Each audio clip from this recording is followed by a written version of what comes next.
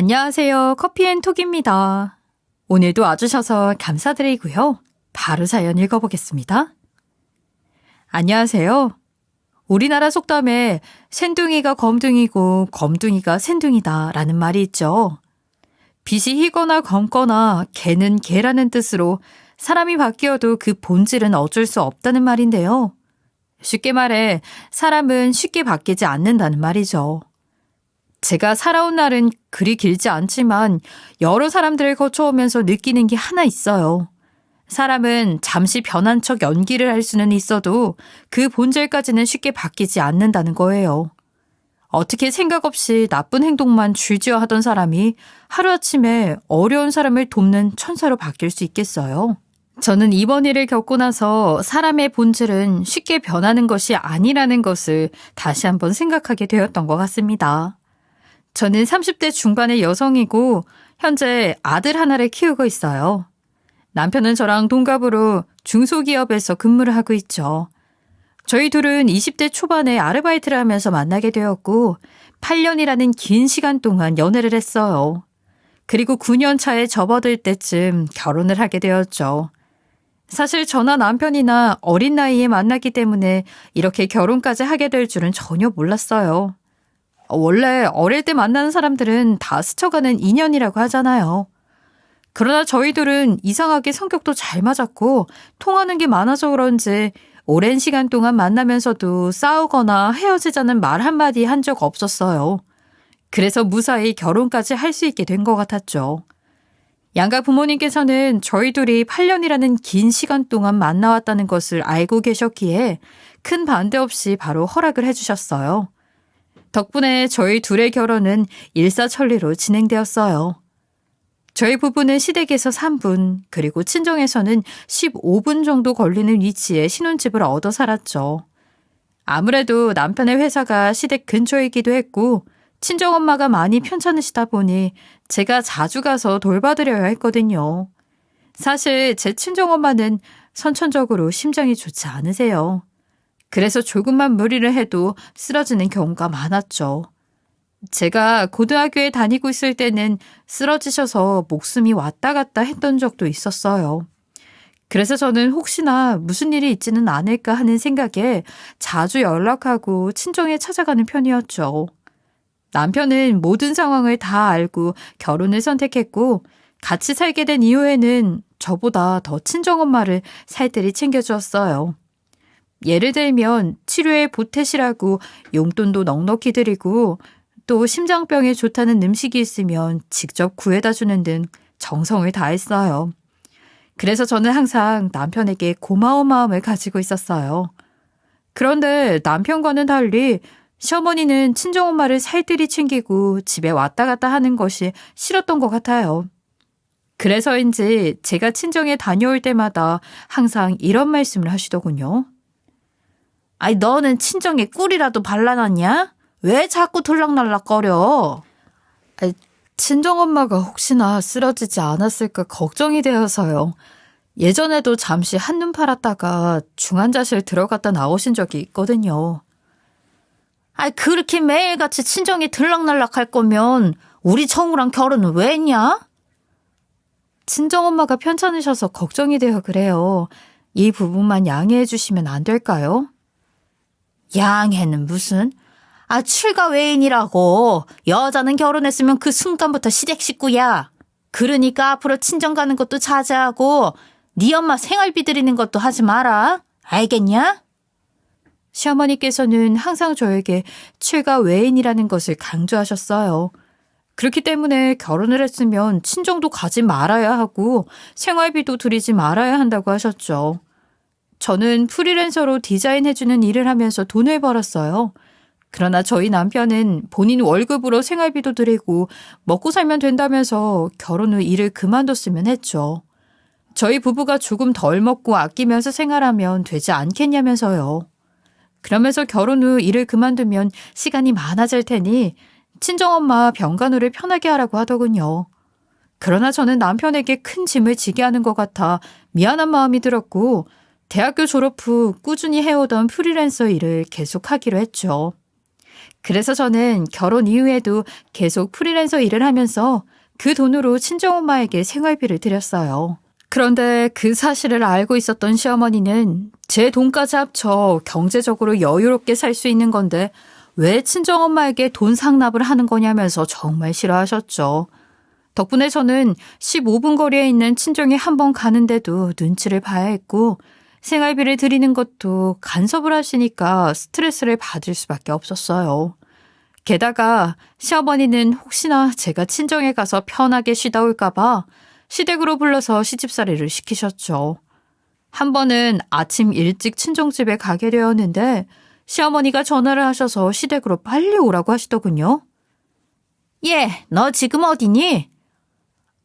지금 엄마 뵈러 친정집에 잠깐 와 있어요. 아휴, 너는 또 친정집에 있니? 너 빨리 내 집으로 좀 넘어와라. 지금요? 저 친정집에 온 지 얼마 안 됐는데 그리고 오후에는 일을 해줄 게 좀 있어서요. 급한 게 아니라면 혹시 내일 찾아뵈어도 될까요? 너는 맨날 내 말에 따박따박 말대꾸를 하더라. 아침 일찍부터 친정집에 찾아가 네 엄마 볼 만큼 받고 너 프리랜서니까 회사 갈 필요도 없는데 이 일은 무슨? 너 30분 안으로 내 집으로 와라. 시어머니는 무조건 30분 안에 시댁으로 오라고 하시면서 먼저 전화를 끊어버리셨어요. 친정엄마는 옆에서 통화 소리를 듣고 괜히 더 미움을 사기 전에 얼른 가보라고 등을 떠미셨죠. 그래서 저는 하는 수 없이 친정집에서 나와 곧장 시댁으로 찾아가게 되었어요. 그런데 시댁에 들어가 보니 입구부터 배추가 한가득 쌓여 있더군요. 그때가 김장철이었는데 집 안에 한가득 쌓여있는 배추들을 보니 왠지 불길한 예감이 들었어요. 예상했던 대로 시어머니는 시댁에 들어간 저를 보자마자 숨고를 틈도 주지 않고 바로 일을 시키더군요. 너 뭘 그렇게 꼬물거리고 있어? 오늘 김장 100포기 해야 하는데 빨리 들어와서 일 시작 안 해? 현관문 앞에서 밤샐래? 네? 100포기요? 어머니, 설마 오늘 김장 하시려는 거예요? 그리고 김장을 하실 때 미리 연락 주신다고 하셨잖아요. 잔말 말고 배추 쌓여 있는 거 보면 모르냐? 이번에는 내 둘째 동생네 김장까지 해주기로 했다. 이모님 김장을 왜 저희 집에서 하세요? 뭘 그렇게 꼬치꼬치 캐물어. 너도 알다시피 내 동생 얼마 전에 암 수술했잖냐. 아픈 몸으로 자꾸 식구들 먹을 김장해야 한다는 소리를 하길래 언니로서 가만히 앉아있을 수는 없어서 우리 집 김장하는 김에 동생네가 먹을 김치까지 같이 해서 보내주기로 했다. 아무리 그래도 배추 100포기를 어떻게... 그리고 저 오늘 오후에 디자인 일 해줘야 하는데 미리 말씀을 안 해주셔서 취소하지도 못했어요. 나는 이번엔 주문한 절임 배추가 이렇게 일찍 도착할 줄 알았겠니? 어차피 너 프리랜서잖아. 집에서 탱자탱작 놀면서 일하는데 김장 일찍 좀 하면 어떡하고 그래? 디자인인지 뭔지는 김장 끝나고 하든지 아니면 오늘 못한다고 연락해라. 시어머니는 끝까지 일보다 김장을 먼저 해야 한다고 우겼어요. 결국 저는 그날 예정되어 있던 디자인 일은 하루 미뤄서 보낼 수밖에 없었죠. 그리고 시어머니 말씀대로 이모님네 식구들 먹을 것까지 하루 종일 김장을 해야 했어요. 덕분에 저는 그날 거의 기진맥진한 상태로 집에 들어갈 수밖에 없었죠. 사실 배추가 100포기나 되는데 시어머니께서 도와주시겠지 하는 생각을 했었어요. 그러나 시어머니는 저에게 모든 것을 맡겨놓고 TV를 보시거나 콧노래 흥얼거리면서 보쌈만 삶고 계시더군요. 결국 그날 저는 아픈 허리를 부여잡으면서 혼자 김장을 할 수밖에 없었어요. 사실 시어머니의 시집살이는 이게 끝이 아니었죠. 김장 외에도 시댁으로 불러 대청소를 시키거나 아픈 척 꾀병을 부려놓고 사람 헛걸음하게 만드는 등의 행동을 자주 하셨어요. 당연히 이런 일이 생길 때마다 저를 하대하고 무시하는 것 같아서 너무 기분이 나빴죠. 그래도 처음에는 제가 시어머니 비위를 잘 맞춰드리면서 시댁 일을 빼먹지 않고 잘 챙기면 저를 좀 예쁘게 보지 않을까 싶었어요. 친정엄마께서도 기분이 나쁘고 힘들 수 있어도 제가 사근사근하게 잘 다가가고 비위를 잘 맞춰드려야 시어머니도 변할 수 있다고 하셨죠. 그래서 저는 시어머니에게 잘 보이려고 노력을 많이 했어요. 그러나 제가 아무리 비위를 잘 맞춰드려도 시어머니는 달라지는 게 없었죠. 오히려 시간이 지날수록 막무가내 행동이 점점 심해졌어요. 한 번은 한동안 엄마의 상태가 좋지 않아서 걱정스러운 마음에 거의 일주일 내내 친정을 왔다 갔다 했던 적이 있었죠. 아무래도 시어머니가 알게 되면 괜히 또 집안이 시끄러워질 것 같아서 조용히 갔다 와야겠다 싶었어요. 그래서 저는 아침 일찍 남편을 출근시키고 곧바로 친정에 가게 되었죠. 그런데 시어머니가 일어나서 집 창문을 열다가 제가 친정으로 가는 모습을 보게 되었나 봐요. 그러나 저는 시어머니가 제 모습을 본 줄도 모르고 집에 도착해서 친정엄마 간호를 하고 있었죠. 하지만 얼마 지나지 않아 시어머니가 친정집까지 쫓아왔더군요. 그리고 제 모습을 보자마자 아주 난리를 치기 시작했어요. 너 내가 친정 왔다 갔다 하지 말라고 수백 번 얘기하지 않았냐? 네가 감히 내 말을 무시해? 그게 아니라 지금 저희 엄마 상태가 많이 안 좋아서요. 제가 고등학생 때도 갑자기 쓰러져서 목숨이 위태로웠던 적이 있었어요. 그래서 말인데 당분간만 들러서 병간호하면 안 될까요? 너는 진짜 내 말을 귓등으로도 안 듣는구나. 아이 사돈, 아무리 심장에 문제가 있다고 하지만 이건 너무하는 거 아닙니까?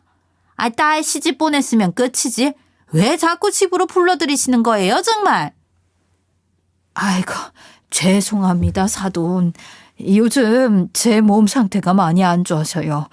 앞으로 친정 방문 자제하라고 제가 단단히 얘기하겠습니다. 네, 당연히 그러셔야죠. 그리고 시집간 딸한테 생활비 받아 쓰지 마세요. 얘가 돈을 많이 버는 것도 아니고 그림 몇 장 그려서 돈 좀 벌어볼까 하면 왜 자꾸 강탈해 가요? 아주 벼룩의 간을 빼먹지. 어머니, 생활비는 엄마가 편찮으시고 밖에 나가서 일을 하실 수가 없으니까 드리는 거예요. 이미 이 문제는 결혼 전에 남편이랑 합의된 부분이고요. 에이구, 아무리 정우가 괜찮다 해도 나는 네 친정으로 돈세 나가는 거 인정 못한다. 그림 그려 몇 푼이나 번다고 그걸 고스란히 네 엄마한테 가져다 바치냐? 어머니, 생활비 문제는 사람 생계가 달린 건데 이해 좀 해주세요. 내가 그걸 왜 이해하고 넘어가야 하냐? 사돈도 알고 계시죠? 돈 받아갈 자격 없다는 거. 자격도 없는 주제에 비양심적으로 딸 돈 강탈해서 생활하지 마세요. 상황은 점점 심각해져갔고 친정엄마는 많이 당황스러운 듯 보였어요. 안 그래도 편찮으신데 집안이 울릴 정도로 자꾸 큰 소리를 치며 막말을 내뱉으시니 일단 저는 시어머니를 말리기 시작했죠. 그리고 어느 정도 진정이 되자 시어머니를 시댁으로 모셔다 드렸어요. 그러나 시어머니는 시댁에 들어가신 후에도 화가 덜 풀리셨는지 저에게 명절 외에 한 번만 더 친정에 가는 모습을 보이면 곧바로 이혼을 시키겠다는 말씀까지 하셨죠. 그렇게 속상한 마음을 애써 감추며 시댁에 나왔는데 때마침 친정엄마에게 전화가 한 통 오더군요. 저는 혹시나 무슨 일이라도 있는 건가 싶어서 급하게 전화를 받아보았죠. 엄마, 혹시 어디 안 좋은 거야? 아까 일 때문에 충격받아서 아픈 거 아니지? 아니야. 어디 안 좋거나 한 건 아니니까 걱정하지 마. 다른 게 아니라 수빈이 너 앞으로는 집에 자주 오지 말라고. 아유, 엄마, 혹시 아까 어머니가 하신 말씀 때문에 그래? 그건 내가 몰래 왔다 갔다 하면 되니까 너무 걱정하지 마. 그러다가 나중에 또 들키면 정말 큰일 나. 내일은 내가 알아서 할 테니 신경 쓰지 마라. 생활비도 국가에서 보조금 나오는 게 있으니까 그걸로 해결할게. 그러니까 너는 이 집에 자주 올 생각하지 말고 가정일에 충실해. 알겠지? 그래도 엄마한테 무슨 일 있으면 어쩌려고. 수빈아, 엄마 말 들어. 네가 사돈한테 자꾸 안 좋은 모습 보이면 결국 죄인은 내가 되는 거야. 그러니까 괜히 신경 쓰이게 하지 말고 이제는 네 일하면서 우리 손주를 더 신경 쓰고 박서방이랑 예쁘게 가정 꾸리면서 살아.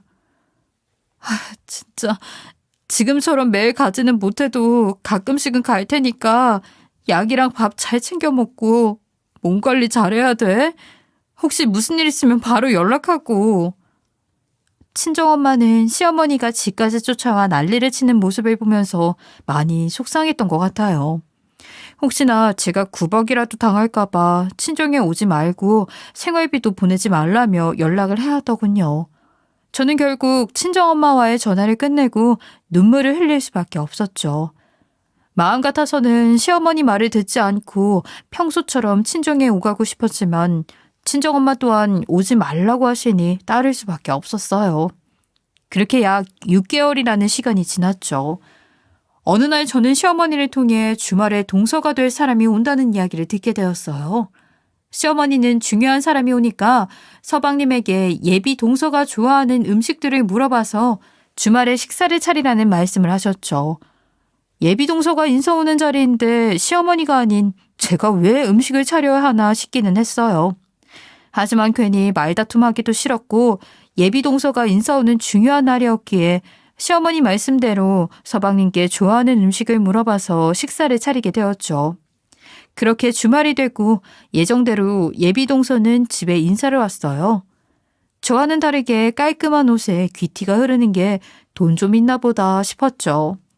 시어머니는 예비 동서를 보면서 신이 나는 것인지 이것저것 질문을 하기 시작했어요. 서연이라고 했지? 우리 정우한테 들어보니까 이름만 대면 알만한 기업에서 일한다고 하던데.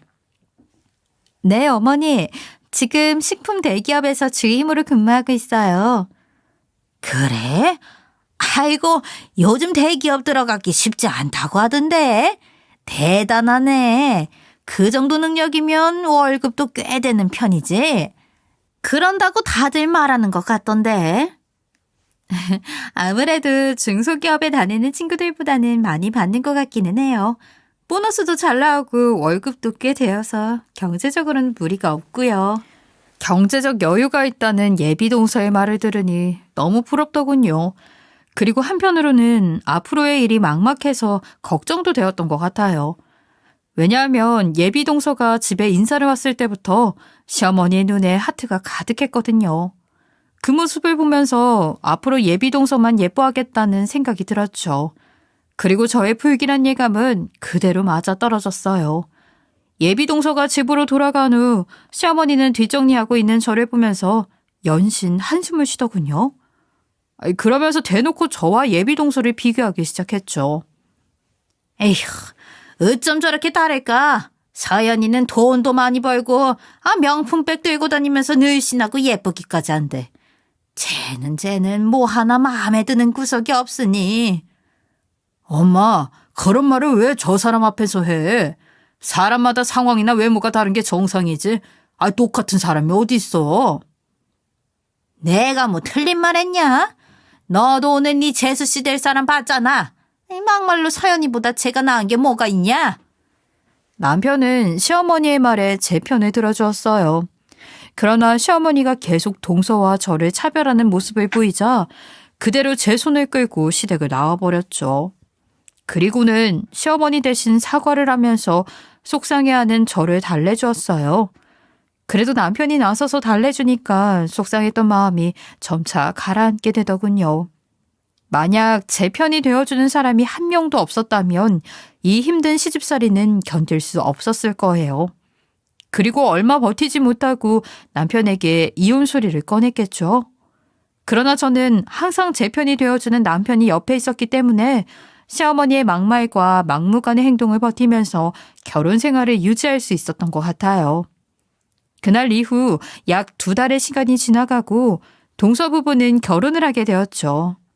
역시나 시어머니는 동서가 시집을 오자마자 딸처럼 너무 예뻐했어요. 저에게는 백포기에 김장을 시키더니 동서의 손에는 물 한 방울 묻히지 않으려고 했죠. 게다가 공주라고 부르면서 둘이 손 꼭 붙잡고 백화점 쇼핑도 자유롭게 다녔어요. 모녀처럼 다정한 두 사람의 모습을 보면서 겉으로는 티를 내지 않았지만 너무 서운하더군요. 저한테는 한 번도 따뜻한 말씀과 행동을 하신 적이 없었거든요. 그런데 남편도 제가 서운해하고 있다는 것을 느꼈는지 많이 속상해하는 듯 보였죠. 동서가 들어온 지 얼마 되지 않았을 때 식구들끼리 다 같이 모여서 식사를 한 적이 있었어요. 평소 술을 좋아하는 남편과 서방님은 식사가 시작되자마자 술을 한 잔씩 마시기 시작했죠. 그런데 식사를 마치니까 남편이 술에 취했는지 소파에 앉아있던 시어머니를 붙잡고 주정을 부리기 시작하는 거예요. 엄마, 나 너무 서운해. 정말 서운하다고. 얘가 밥 잘 먹고 술 잘 마시다가 이게 무슨 난리야. 아이 그래, 어디 한번 틀어나 보자. 대체 뭐가 서운해서 술 먹고 주정을 부리는 거야?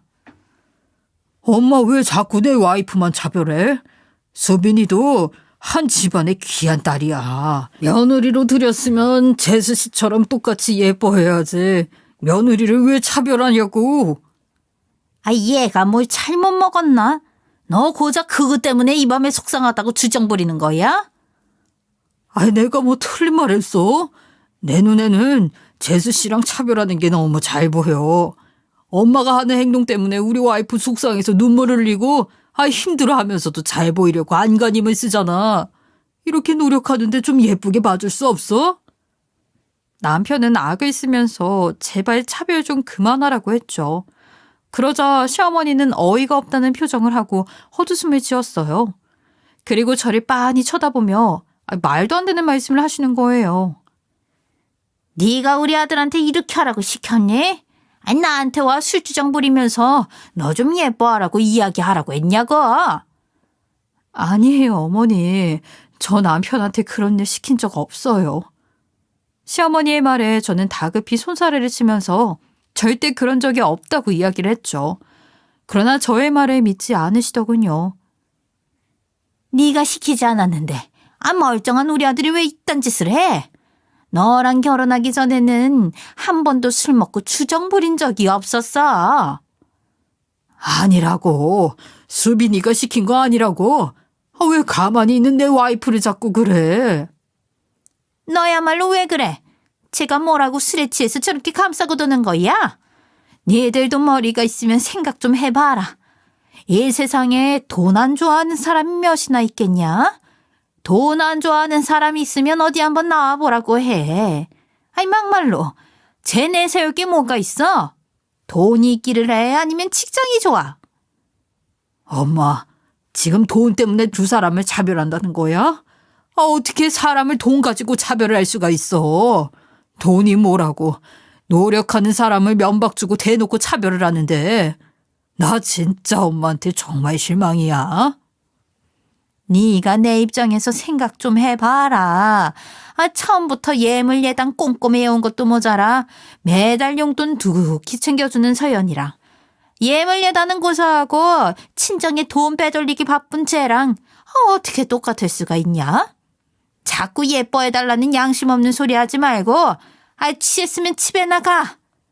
시어머니는 혀를 끌끌 차면서 그냥 안방으로 들어가 버리셨죠. 동서와 차별하는 이유를 잘 알고 있었지만 직접 두 귀로 듣게 되니 서럽기도 하고 화도 났어요. 제가 상처를 받던지 말던지 신경조차 쓰지 않겠다는 듯 말씀하시는 시어머니의 이야기에 저는 한 가지 다짐을 하게 되었죠. 그건 바로 돈을 많이 벌어야겠다는 것이었어요. 시어머니 입으로 돈 때문에 차별을 한다고 했으니 동서보다 많이 벌어야 시댁에서 무시를 안 당하고 친정엄마를 편하게 볼 수 있지 않을까 하는 생각이 들었죠. 그래서 저는 다음 날부터 프리랜서 일을 더 구하기 시작했어요.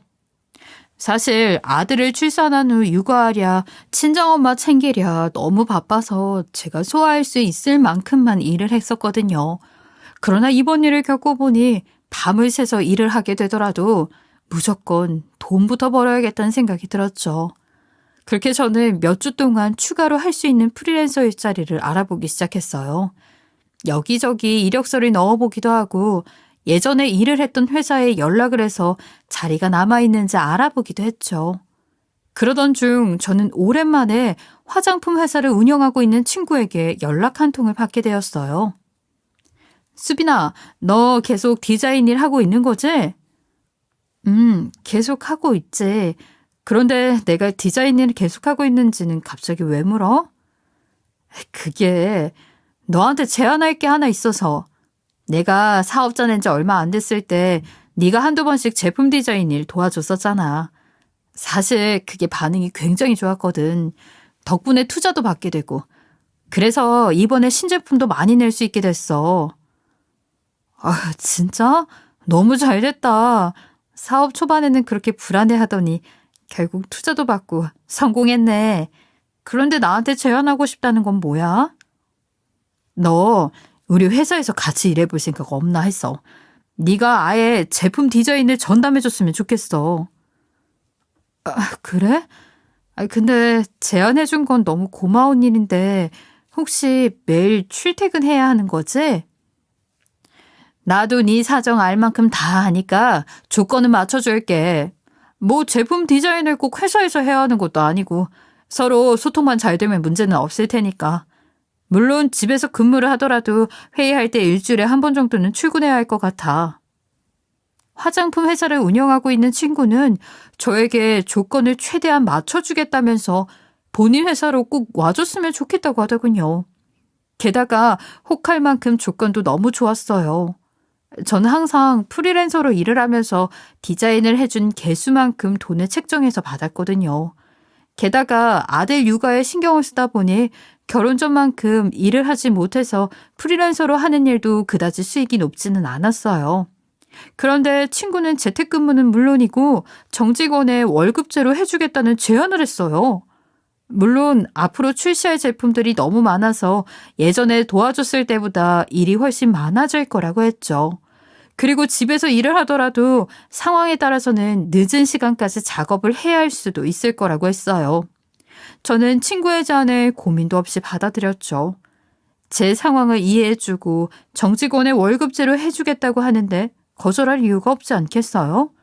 게다가 시어머니가 돈 때문에 저를 차별하고 있잖아요. 이런 상황에 제가 친구 회사에서 자리를 잡아 성과를 낸다면 분명 득이 되면 될지 실이 될 것 같지는 않았죠. 그래서 저에게 다가온 이 기회를 놓치고 싶지 않았어요. 하늘이 저에게 기회를 준 것 같은 기분이 들었거든요. 그렇게 저는 친구의 제안을 받았고 정직원이 되어 제품 디자인 일을 하게 되었죠. 남편도 제가 친구에게 좋은 제안을 받게 되었다는 소식을 듣고 너무 좋아하더군요. 그래서인지 남편은 며칠 뒤 시어머니 생신날에 친구들 앞에서 제 소식을 알렸어요. 저희 와이프 이제 정직원으로 일하게 됐어요. 앞으로는 일 때문에 많이 바빠질 것 같아요. 그러니? 네가 어떻게 정직원으로 회사에 들어가? 면접이라도 봤냐? 사실 예전에 친구 사업 초기 때 디자인 일을 도와준 적이 있었는데 그게 도움이 많이 됐나 봐요. 며칠 전에 연락이 와서 같이 일하면 어떻겠냐고 하더라고요. 그래?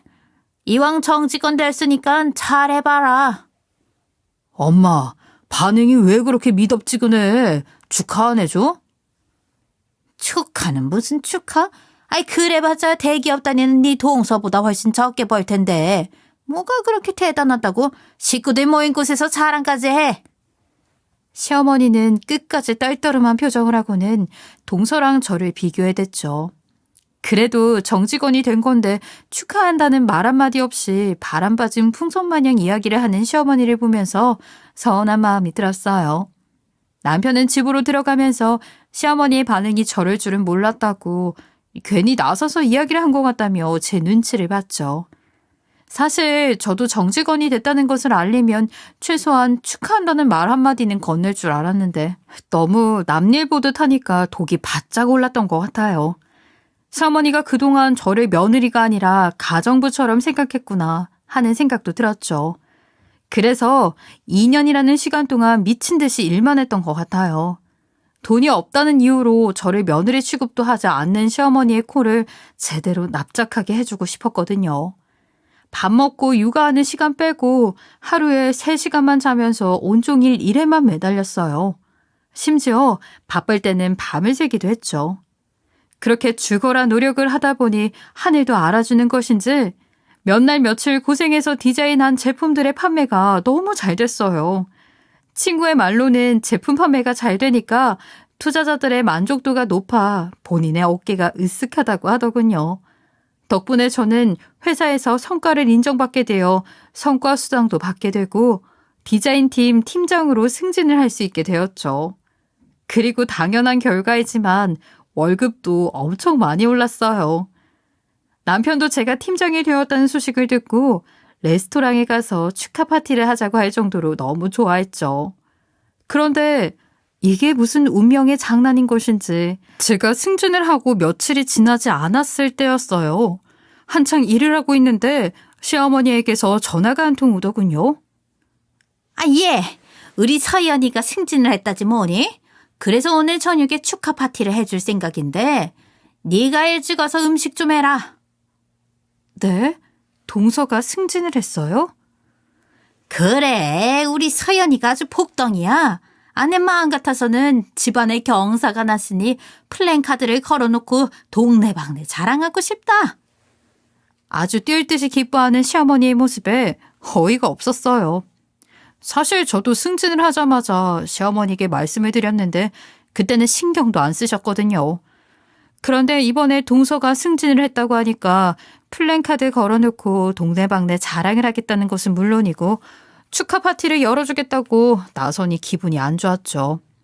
게다가 동서 승진 축하 파티 음식을 저에게 만들라고 하다니요. 똑같이 승진을 했음에도 불구하고 제가 왜 혼자 파티 음식 준비를 해야 하나 싶었어요. 그래서 저는 일부러 승진 파티 시간에 딱 맞추어서 시댁에 가야겠다 싶었죠.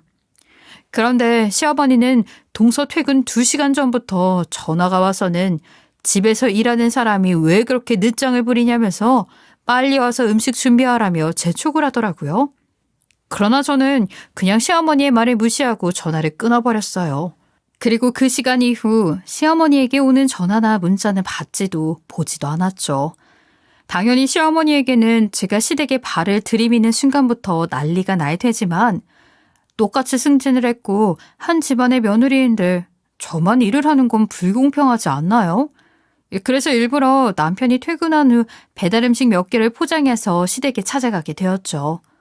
남편은 동서 승진 파티를 해주겠다고 하는 시어머니의 말을 듣고 기분이 나빠서는 안 되겠다며 그냥 가지 말자고 했어요.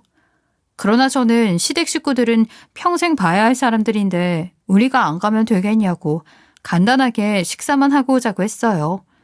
결국 남편은 제 말대로 시댁에 함께 가게 되었죠. 그런데 시댁에 가보니 동서도 일찍 퇴근했는지 이미 도착해 있더군요. 그리고 시어머니는 예상대로 저와 얼굴을 마주하자마자 부엌으로 끌고 가더니 아주 난리를 쳤어요. 너 시애미 말 무시하는 거냐? 네 동서 오기 전에 승진 파티 준비하라고 했냐 안 했냐? 그리고 동서 승진 파티에 갈비찜이며 잡채까지 해줘도 모자랄 판에 어떻게 배달 음식을 손에 들고 와? 어머니, 오늘 좋은 날인데 너무 화내지 마세요. 저도 기분은 언짢지만 형님도 사정이 있으셔서 어쩔 수 없이 배달 음식 가지고 온 거겠죠. 내가 오늘 아주 성장을 치르게 해주려고 했는데 네 동서 덕분에 산 줄 알아라. 얼른 가서 사온 거 올려놓고 밥이나 먹어. 정말 어이가 없었어요. 큰 소리를 내고 있는 시어머니 옆에 여우 같은 동서가 딱 붙어서 꼬리를 쳐대니 기분이 너무 나빴죠. 아주 얄미운 표정으로 제 편을 드는 듯 하면서 시어머니가 저를 더 미워할 수밖에 없도록 만들더군요. 그런데 더 기가 막혔던 것은 동서의 한마디에 시어머니의 표정이 180도 바뀌었다는 거예요. 시어머니는 동서 때문에 이번 일은 그냥 넘어가는 거라고 하면서 밖에 나가 밥이나 먹으라고 하셨죠. 정말 기가 막혔지만 일단 저는 기회가 생기는 대로 이번 일을 후회하게 해주리라 하면서 부엌에서 나왔어요. 그런데 한창 식사를 하고 있던 와중에 동서가 갑자기 가방에서 봉투 하나를 꺼내더니 시어머니께 용돈이라고 하면서 드리더군요. 그러면서 이번에는 기분이 좋으시라고 특별히 현금으로 뽑아왔다면서 알랑방귀 끼며 건네드렸죠. 그러자 시어머니는 동서에게 봉투를 받아 열어보더니 기분이 좋은지 아예 자리에서 일어서더군요. 그리고 저를 겨냥한 듯 빤히 보면서 헛소리를 시전했어요. 이제부터 내 집에서는 월급이 서열이다. 앞으로는 월급 순으로 서열을 정할 거야. 그러니까 각자 월급 통장 까봐. 분명히 시어머니는 아무것도 준비해오지 않은 저에게 한 방 먹일 생각으로 그런 말을 꺼냈을 거예요. 그런데 시어머니가 겨눈 화살은 제가 아닌 동서에게로 향했죠. 갑자기 월급 통장을 까보라는 시어머니의 말에 동서는 급격하게 얼굴이 창백해지더니 이리저리 눈치를 살피기 시작했어요. 그 모습을 보면서 저는 동서가 무언가 숨기고 있구나 하는 생각이 들었죠. 몇 분 전까지 하하호호 웃으면서 알랑방귀를 끼던 동서가 갑자기 얼굴이 창백해져서 이리저리 눈치를 본다는 건 뭔가 찔리는 게 있다는 거잖아요? 그리고 동서가 수상하다 느낀 건 저뿐만 아니었어요. 시어머니도 동서의 반응에 무언가 이상하다는 느낌을 받았는지 불안해 보였어요. 서연아, 뭐하니? 빨리 휴대폰 가져와서 통장 내역 보여줘야지. 어머니, 이 세상에 본인 월급 통장을 꺼내 보여주는 사람이 어딨어요. 그리고 월급 순으로 서열을 정해서 다니면 사람들이 괜히 욕해요. 승진을 했으면 식구들 앞에서 월급 자랑해야지. 네가 통장 안 보여주면 월급 순으로 서열 정하겠다는 내 입장이 어떻게 되냐. 그러니까 빼지 말고 얼른 통장 내역 좀 보여줘. 동서는 뭐가 그렇게 두려운 것인지 월급 순으로 서열을 매기자는 시어머니의 말에 반대를 했죠. 그러나 시어머니는 동서 가방에서 휴대폰을 꺼내와 건네며 통장 내역을 얼른 보여달라면서 강경하게 나가시더군요. 그러나 동서는 어떻게든 급여 내용을 보여주지 않으려고 애를 썼어요. 그 모습이 아무리 봐도 이상했죠. 옆에서 상황을 지켜보고 있던 서방님도 동서가 수상하다 생각했는지 이 좋은 날 식구들끼리 월급 좀 까면 어떠냐고 마침 돈이 들어왔다고 했으니 얼른 보여달라면서 재촉을 했어요. 그랬더니 동서는 개미떼처럼 달려드는 시댁 식구들이 무서웠던 것인지 벌벌 떨다가 결국 닭똥 같은 눈물을 흘리면서 죄송하다는 말을 반복했어요. 이때까지만 해도 이 상황 대체 뭐지? 하는 생각을 했었죠. 그런데 서방님도 동서가 눈물을 흘리며 죄송하다고 하니까 당황스러웠나 봐요. 월급 통장 하나 보여주는 게 뭐가 그렇게 무서워서 눈물까지 흘리는 거냐며 일단 보여달라고 하더군요. 그리고는 시어머니에게 손에 들려있는 동서 휴대폰을 낚아채 비밀번호를 누르고 여기저기 뒤적거리기 시작했어요. 그런데 얼마 지나지 않아 무언가를 발견한 듯 서방님의 표정이 굳어졌죠. 당신 이게 뭐야? 대기업 다니면서 경제적으로 여유로운 사람이 왜 마이너스 통장을 사용하고 있는 건데 그것도 오늘 돈 인출한 내역이 있는데 이거 어떻게 된 거야? 뭐? 얘가 마이너스 통장을 왜 써? 너 지금까지 마이너스 통장 쓰면서 살았던 거야? 당장 사실대로 말 못해? 아무래도 서방님은 동서의 휴대폰에서 문자 내역을 보고 마이너스 통장을 사용하고 있다는 것을 발견한 것 같았어요. 서방님의 말에 시어머니도 급하게 휴대폰을 빼앗아 내역을 살펴보더니 황당했는지 사실대로 말 못하냐고 난리를 쳤죠. 두 사람이 큰 소리를 내자 그제야 동서는 꺽꺽 울면서 숨겨왔던 진실을 털어놓았어요. 그게요. 사실 제가 1년 전에 사업을 하려고 사표를 던지고 나왔는데 제품 판매가 안 되어서 말아먹었어요. 당신 지금 무슨 소리를 하는 거야? 그럼 지금 그 좋은 회사를 때려치우고 나와서 여태 사업을 했다는 얘기야? 응. 여보 미안해. 그런데 나 몇 달 전에 사업 접고 얼마 전부터 새로 들어갈 회사 구하고 있었어. 당신 제정신이야? 그 좋은 회사를 때려치우면서 왜 상의 한 번 안 한 건데? 우리가 부부 맞긴 하니? 그게 이 사실이 알려지게 되면 사랑을 받지 못할 것 같았어. 그래서 회사 다닐 때 만들어 놓은 마이너스 통장을 사용하면서 월급 받는 척 거짓말을 하게 된 거야. 정말 미안해. 내가 잘못했어. 어? 동서의 말을 듣고 난 후 모두가 말을 이어가지 못했어요. 시어머니는 도저히 믿겨지지 않는 듯한 표정이었죠. 그렇게 한동안 정적이 이어졌어요. 그런데 황당함을 감추지 못하고 있던 시어머니가 갑자기 돈 봉투를 집어들더니 이것도 마이너스 통장에서 뽑아서 준 거냐고 물으며 동서 앞에 3개 던지더군요. 그랬더니 동서는 맞다면서 죄송하다고 했죠. 정말 기가 막히고 어이가 없었어요. 다들 한숨만 푹푹 내쉬고 있는 상황에서 저는 이때가 기회다 싶었죠. 그래서 당당하게 웃으며 제 휴대폰으로 급여 통장 내역을 열어 식구들 앞에 쾅 하고 내려놓았어요. 마침 성과수당도 두둑히 들어왔기에 통장에는 거의 400만 원가량의 입금 내역이 있었죠. 어머니, 아까 월급 순으로 서열 정한다고 했죠? 보니까 동서는 마이너스 인생인 것 같고 어머니는 버는 게 없으니 그럼 이 집에서는 제가 왕이네요? 아이, 그게 무슨... 눈이 있으면 좀 보세요. 제가 월급이 가장 많잖아요? 그리고 지난번에 어머니가 동서한테 서방님보다 돈을 더 많이 벌어오니 좋다면서 복덩이라 부르지 않았나요? 제 말에 동서는 급히 시어머니의 눈치를 살폈고 시어머니는 안절부절 못하더군요.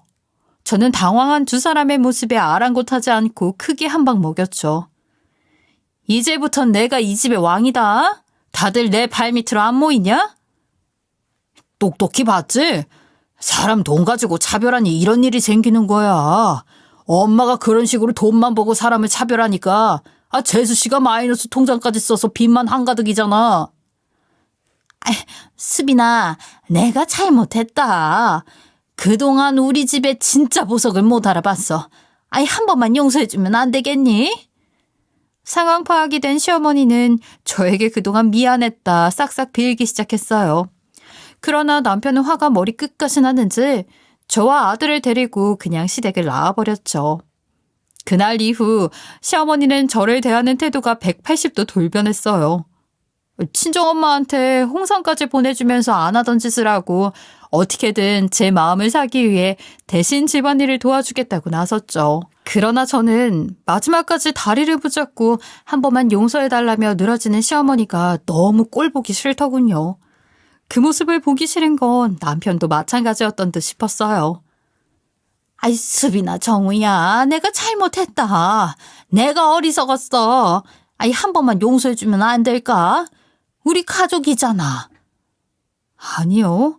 제가 어머니한테 시집살이 당한 세월이 몇 년인데 그렇게 쉽게 용서를 해주나요? 절대 그럴 일 없으니까 그만 돌아가시죠. 내가 잘못했어. 앞으로 공주처럼 잘 대해줄 테니 못난 시애미 한 번만 용서해다오. 공주? 재수 씨가 거지되니까 차별하고 무시하던 내 와이프로 옮겨 타겠다는 거야? 끝까지 실망이다. 엄마, 우리 그냥 얼굴 보고 살지 말자. 이런 꼴 2번 다시 보고 싶지 않으니까 인연 끊고 살자고. 정우야, 수빈아, 내가 잘못했어. 어머니, 저희 집에서 그만 나가주시죠. 저와 남편은 끝까지 매달리는 시어머니를 밖으로 내쫓았어요. 결국 시어머니는 이날 이후 저희 가족과 인연을 끊을 수밖에 없었죠. 그리고 이번 일이 밝혀진 후 동서는 완전히 구박덩이가 됐어요. 서방님은 매일같이 동서와 싸우는 듯 보였고 시어머니는 동서를 불러 시집살이를 시키기 시작했죠. 돈 욕심 때문에 같은 일을 반복하는 시어머니를 보면서 역시 사람은 쉽게 변하지 않는구나 싶더군요. 이번 일을 겪어보니 저수하심이라는 말이 떠오르네요. 머리를 낮추고 마음을 아래로 향하게 해야 한다는 말인데 나이 먹은 어른일수록 더 고개를 숙이고 겸손하게 살면서 세상을 똑바로 바라봐야 하는데 된통 당하고도 변하지 않는 시어머니를 보면서 안타깝게 느껴졌죠. 비록 시어머니는 세상을 삐뚤어지게 바라보고 약자 앞에서 강하게 행동하여 이런 꼴을 경험하게 되었지만 저는 이번 일을 교훈 삼아 나이를 먹을수록 더 고개를 숙이고 겸손하게 살아가려고요. 그렇게 살다 보면 저희 가족에게 나쁜 일보다 좋은 일이 더 많이 생기지 않을까 싶네요. 애청자님들 긴 글 들어주셔서 감사하고 항상 행복하세요. 지금까지 커피앤톡이었습니다. 오늘도 끝까지 함께 해주셔서 감사하고요. 다음 영상으로 또 찾아뵙겠습니다.